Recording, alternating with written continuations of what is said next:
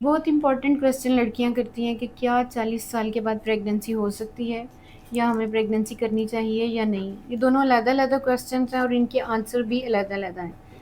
ایک بہت امپورٹنٹ بات کہ 40 سال کے بعد کیا پریگننسی ہو سکتی ہے. بالکل ہو سکتی ہے، کیوں نہیں ہو سکتی. 40-45 تک پریگننسی ہو جاتی ہے.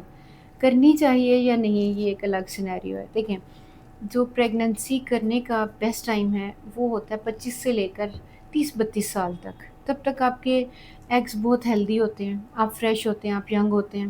اور نیا نیا کپل ہوتا ہے، نئی نئی شادی ہوئی ہوتی ہے، اس میں آپ کو اپنی پریگننسیز اپنا پورا کمپلیٹ کر لینا چاہیے جو آپ نے جتنے بچے بھی پیدا کرنے ہیں. ہاں، ان سم کیسز اگر شادی ہی لیٹ ہوتی ہے یا بعض اوقات ہسبینڈ باہر چلے جاتے ہیں، بعض اوقات ایسا ہوتا ہے کہ بیوی کو کچھ عارضہ یا بیماری ہو جاتی ہے، یا لڑکیاں پڑھ رہی ہوتی ہیں یا ہسبینڈ پڑھ رہے ہیں ابھی وہ نہیں کرنا چاہتے ہیں، تو اس کیس میں یہ ایک ڈیفرنٹ کیس سینیریو ہوتا ہے جس میں ہم کہتے ہیں کہ آپ کو اپنے کچھ ٹیسٹ کروا لینے ہیں، جو میں نے پہلے بھی ایک دفعہ بتایا تھا کہ آپ نے کچھ ہارمونل ٹیسٹ کرا لینے ہیں کہ کیا آپ اگر 30-35 سال کی عمر تک اپنی پریگننسی ڈیلے کرنا چاہ رہی ہیں تو کیا تب تک آپ کا A M S level, F S S level, باقی ہارمونل لیول کیا اس قابل ہوں گے کہ آپ 32-35 سال میں جا کے اپنے بچہ پیدا کریں.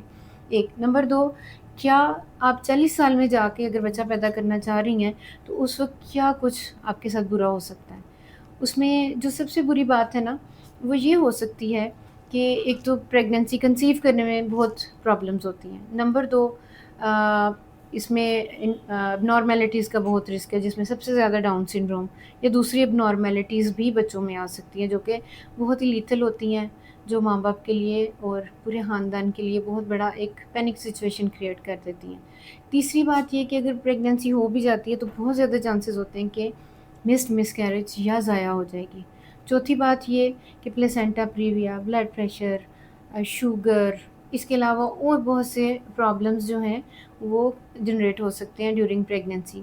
ڈیلیوری میں بہت پرابلم ہو سکتی ہے، ہو سکتا ہے اسٹک ہو جائیں، ہو سکتا ہے نارمل ڈیلیوری نہ ہو، سیزیرین سیکشن کرنا پڑے. سیزیرین سیکشن میں بلیڈنگ میں جا سکتی ہے، نارمل ڈیلیوری میں بھی پی پی ایچ میں جا سکتی ہے. These things are very common اور یہ بہت ہی زیادہ نوٹوریس بھی ہوتی ہیں اور بہت زیادہ جان لیوا بھی ہوتی ہیں.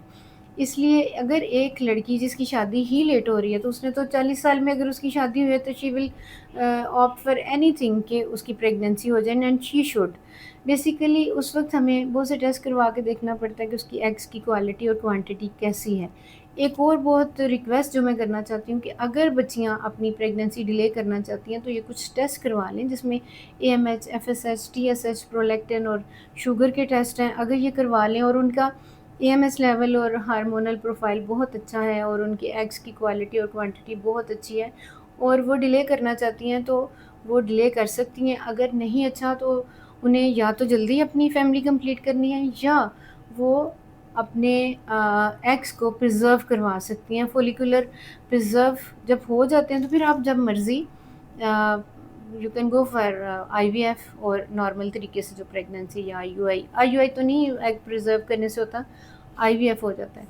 سیمن انالیسس کے لیے بھی یہی ہے کہ بہت کامن ہوتا ہے کہ کیا 40 سال کے بعد میلز کی سیمن کوانٹٹی کوالٹی سیم رہتی ہے. تو جدید ریسرچ کے مطابق میلز کی بھی سیمن کی پروفائل جو ہے وہ 40-45 کے بعد خراب ہونا شروع ہو جاتی ہے.